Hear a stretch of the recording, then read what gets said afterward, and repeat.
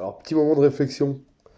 J'entends souvent, tu sais, avec le cas de ce qui se passe en ce moment, la maladie, là, j'entends souvent des gens qui disent, ouais, moi je sais pas quoi faire, je sais plus qui écouter, je sais plus qui croire.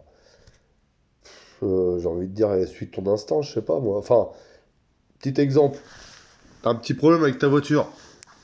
Moi je te précise, j'ai fait 12 ans de mécanique, j'ai été mécanicien, c'est pour ça que ce que je vais te dire, c'est à peu près cohérent. Tu vas comprendre. Euh, T'as un problème avec ta voiture, elle dégage une grosse fumée noire, tu vois? T'arrives, hop, tac, tac, tac, tu rentres, t'arrives au boulot, t'en parles à tes collègues, il y en a une quinzaine de collègues dans ta boîte, qui sont pas mécanos, hein, qui sont, t'es menuisier, donc ils sont tous menuisiers en fait. Ah putain, ma voiture elle fume. T'en as un, il va te dire, ouais, tu devrais regarder ceci. L'autre, il va dire, ah, ça doit être ça. L'autre, il te dit, ah, c'est sûrement ça.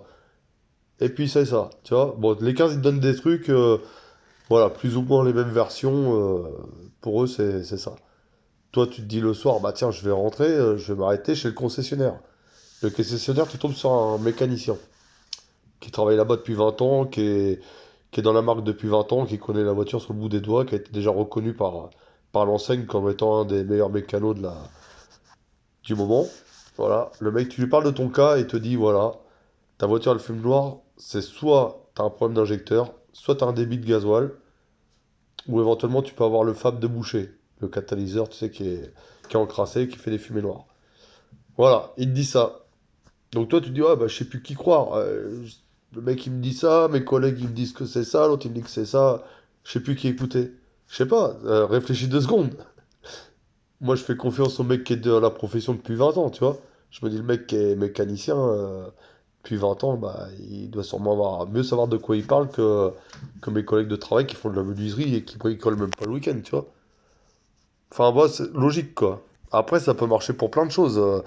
Imagine, ça c'est le contexte, voilà. Et après, tu vas prendre un autre métier. Tu peux prendre, je sais pas, qu'est-ce qu'on pourrait prendre plombier. Je fais plombier, je sais pas, n'importe en fait. N'importe quel métier, le mec, tu lui fais confiance. C'est son job. Tu vas pas écouter le voisin qui a rien à voir, tu vois. Encore pire s'il est représentant d'une marque particulière. Tiens, admettons le cas de ta voiture là qui fume noir. Tac, tac, tac. Fume noir, tout ça, t'en parles à tes collègues, des versions différentes, machin. Le concessionnaire, il t'explique ce que tu lui as dit là, ce qu'il t'a dit tout à l'heure. Puis tu tombes sur ton voisin, tu lui en parles, tu dis, ah, ma voiture fume noir et tout. Lui, il est charpentier, tu vois. Il te dit, ah, bah attends, il est charpentier, mais en fait, il est vendeur indépendant de produits, tu vois, produits pour la voiture, pour que ça nettoie les moteurs. Donc, tu lui dis, oh putain, ma voiture, elle fume noir, machin. Lui, il va te dire, ah, ça, moi, j'ai un produit miracle. Tu prends mon produit, là, et les fumées noires, elles s'arrêtent, et c'est bon, c'est réglé. Ah, là, du coup, chut, tu te dis, attends, encore un nouveau truc. Tu retournes voir le concessionnaire et tu lui parles du produit. Tu dis, ouais, il y a mon voisin, il m'a dit, ouais, si je mets ça et tout, ça va régler le problème. Et ben, ton mécano, il va te dire, ah, oui, ça va régler le problème sur 1000, 2000 kilomètres et ça va recommencer. Voilà. Donc ça, c'est la version du mécano. Tu t'en fais ce que tu veux, mais lui, tu devrais lui faire confiance, tu vois. Parce que ton voisin qui t'a dit, ouais, mon produit est miracle, là, il va pas te dire que c'est de la merde, il en vend. Tu vois, il est en collaboration avec ce produit. Il va le mettre en avant. Il va dire, essaye ça, machin, truc. Lui, il est dans son intérêt à faire ça, tu vois. Et ben là, c'est pareil. Dis-toi que c'est exactement pareil ce qui se passe aujourd'hui. Moi, je le vois comme ça. Il n'y a pas d'histoire de complotiste ou pas complotiste. C'est. Pour moi, quand tu as un intérêt quelque part, tu vas revendre le produit, et, tu vas dire, tu vas mettre le produit en avant, ce qui est normal. Et si tu as besoin de renseignements, moi, mon cerveau, il me dit, bah écoute, bah, voilà, le mec, il est mécano, je vais l'écouter lui, je vais pas écouter mon voisin ni mes collègues de travail, quoi. Tu vois? Ça, c'est la logique. Si tu veux une autre logique, parce que maintenant, je suis chauffeur livreur, donc ça me fait penser à une idée, tu vois? Imagine-toi, tu vas à 500 kilomètres de chez toi, tu connais pas un endroit. Tu tombes sur des gens. Le mec, tu lui demandes, il habite ici depuis 20 ans, tu vois? Tu dis, ouais, je voudrais savoir où se situe le restaurant le moins cher de la ville. Le mec, ça fait 20 ans qu'il habite là, il va te dire, écoute, j'ai un bon petit coin, tu vas là-bas, là. Les prix sont très, très, très honnêtes. C'est magnifique. Le cadre est bien et c'est pas cher. Et c'est très bon, tu vois. Et à côté de ça, tu as un groupe de touristes qui habitent pas là, première fois qu'ils viennent dans la ville. Ils vont te dire non, non, non. Allez plutôt là-bas. C'est pas.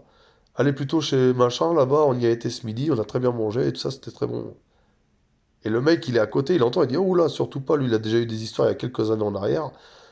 ses cuisines étaient infectes, il a eu des problèmes, fermeture administrative, il vient de rouvrir il n'y a pas longtemps. Mais je serais vous, je resterais prudent. On ne sait pas s'il il recommence ses conneries ou il s'est mis de carré, quoi, tu vois. Bon, du coup, t'écoutes qui? Le mec qui habite là depuis 20 ans, qui connaît le coin et qui te conseille un restaurant qui est sympa là-bas? Ou tu prends le touriste, là, la famille de touristes qui ont mangé là-bas ce midi, qui se sont régalés et qui te conseillent d'y aller? Tu vas écouter qui, franchement? Le mec qui te dit, enfin, pour moi, tu vois, le touriste, il a fait ce restaurant-là, ouais, il a peut-être été satisfait, mais il n'a pas été voir les autres au final. Celui que ça fait 20 ans qu'il est là, je me dis, il a peut-être plus la notion de savoir, tu vois ce que je veux dire, si c'est meilleur là ou moins bon, enfin bref. Et imagine, tu as une une troisième personne qui arrive s'incruster dans la conversation, et lui, sa mère a tient un restaurant là-bas, et lui, il te dit, allez chez ma mère, là-bas, c'est le meilleur restaurant du coin. Est-ce qu'il est crédible? Il a peut-être raison. Est-ce qu'il est crédible? C'est tout ce que je veux savoir. Tu te dis, ouais, bah, il va pas dire que chez sa mère c'est de la merde ou il va pas conseiller un concurrent. Logique. Donc lui, déjà, tu le limites d'office, c'est malheureux, mais tu te dis, ouais, bah non, lui, déjà, il a un conflit avec ça, là. Le touriste, bon, qu'est-ce qu'il en sait plus, lui? Il en sait pas plus que moi, puisqu'il vient d'arriver dans la ville, il a mangé là-bas, il croit que c'est celui le meilleur, j'en sais rien. Et l'autre, que ça fait 20 ans, bah, finalement, tu vas te retourner sur lui. Tu vas dire, ça fait 20 ans, le mec, il me dit là-bas, j'y vais. Allez, sur ce, je te laisse méditer là-dessus. Tchuss.